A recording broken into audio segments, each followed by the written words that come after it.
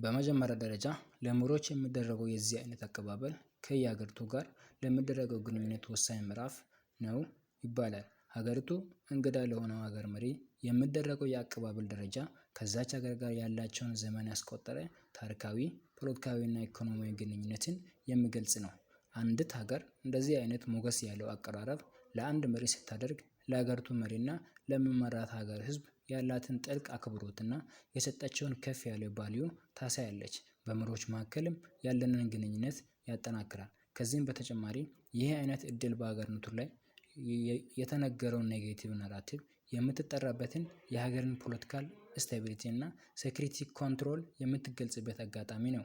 አንድ መሪ ሲመጣ ከሚመራበት አደይ አበባ ጀምሮ የሚያየው ባህላዊ ጭፈራ፣ ሙዚቃ እስከ ቡና ሴርሞኒ ድረስ የሀገርን ታሪክና ውብ ባህል ለዓለም የምታሳይበት ትልቅ እድል ይፈጥራል። እንግዶቻችን ይህንን አይነት አቀባበል ተመልክቶ ከቦሌ አየር ማረፊያ ሲወጡ ደግሞ የምትቀበላቸው ውቧ አዲስ አበባ ትሆናለች። ከአቀባበል ጋር ዓለምን እያስገረመች ያለች ውቧ አዲስ አበባ ውበት ሲጨምርባት ደግሞ በእንግዶቻችን ጭንቅላት ውስጥ የሚፈጠረው መደነቅና መገረም ቀጣይ ለምናደርገው የዲፕሎማሲያዊ ግንኙነቶች የመሰረተ ድንጋይ የመጣል ያህል ነው። በመጀመሪያ ደረጃ ለመሪዎች የሚደረገው የዚህ አይነት አቀባበል ከየሀገሪቱ ጋር ለሚደረገው ግንኙነት ወሳኝ ምዕራፍ ነው ይባላል። ሀገሪቱ እንግዳ ለሆነው ሀገር መሪ የሚደረጉት የአቀባበል ደረጃ ከዛች ሀገር ጋር ያላቸውን ዘመን ያስቆጠረ ታሪካዊ፣ ፖለቲካዊና ኢኮኖሚያዊ ግንኙነትን የሚገልጽ ነው። አንዲት ሀገር እንደዚህ አይነት ሞገስ ያለው አቀራረብ ለአንድ መሪ ስታደርግ ለሀገሪቱ መሪና ለሚመራት ሀገር ሕዝብ ያላትን ጥልቅ አክብሮትና የሰጠችውን ከፍ ያለ ቫልዩ ታሳያለች። በመሪዎች መካከል ያለንን ግንኙነት ያጠናክራል። ከዚህም በተጨማሪ ይህ የአይነት እድል በሀገሪቱ ላይ የተነገረን ኔጌቲቭ ናራቲቭ የምትጠራበት የሀገርን ፖለቲካል ስቴቢሊቲ እና ሴኩሪቲ ኮንትሮል የምትገልጽበት አጋጣሚ ነው። አንድ መሪ ሲመጣ ከሚመራበት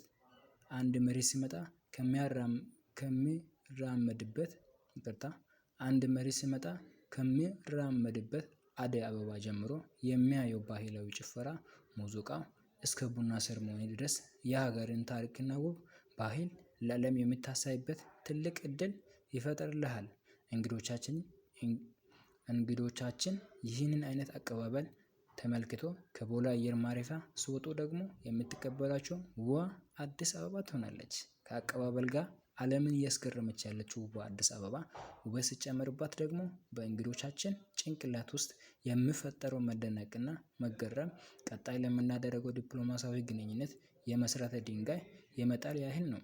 ከዛም በተጨማሪ የሂንዱ ጠቅላይ ሚኒስትር ናሬንድራ ሞዲ ከኢፌዴሪ ጠቅላይ ሚኒስትር አብይ አህመድ ጋር ሰፊ ውይይት ማካሄዳቸውን በኤክስ ትዊተር ገጻቸው አሳውቀዋል።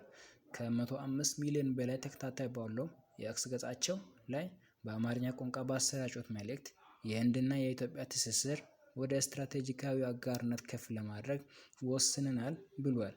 የሁለትዮሽ ግንኙነት ለማጠናከር 3 ቁልፍ ሀሳቦች ተነስቷል ያሉ ሲሆን እኚህም በመጀመሪያ ደረጃ በምግብ ዋስትና እና በጤና ደህንነት መካከል ያለውን ግንኙነት ማጠናከር፣ ይህም በዘላቂ ግብርና፣ በተፈጥሮ እርሻ እና በግብርና ቴክኖሎጂ ላይ ያለውን ትብብር ያካትታል።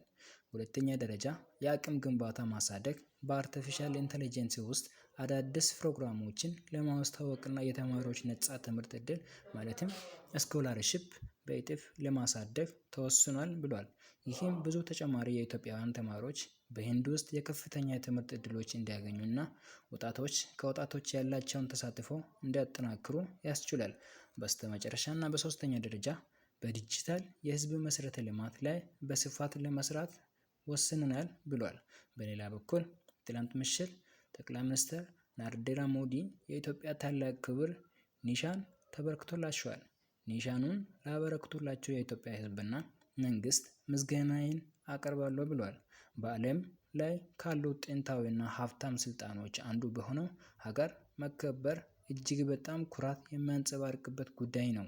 ይህ ክብር ባለፉት ዓመታት አጋርነታቸውን ለቀረጹና ላጠናከሩ ስፍር ቁጥር የሌላቸው ህንዳውያን ነው ሲሉም በአማርኛ ቋንቋ በኤክስ ገጻቸው ባሰራጩት መልእክት ገልጸዋል።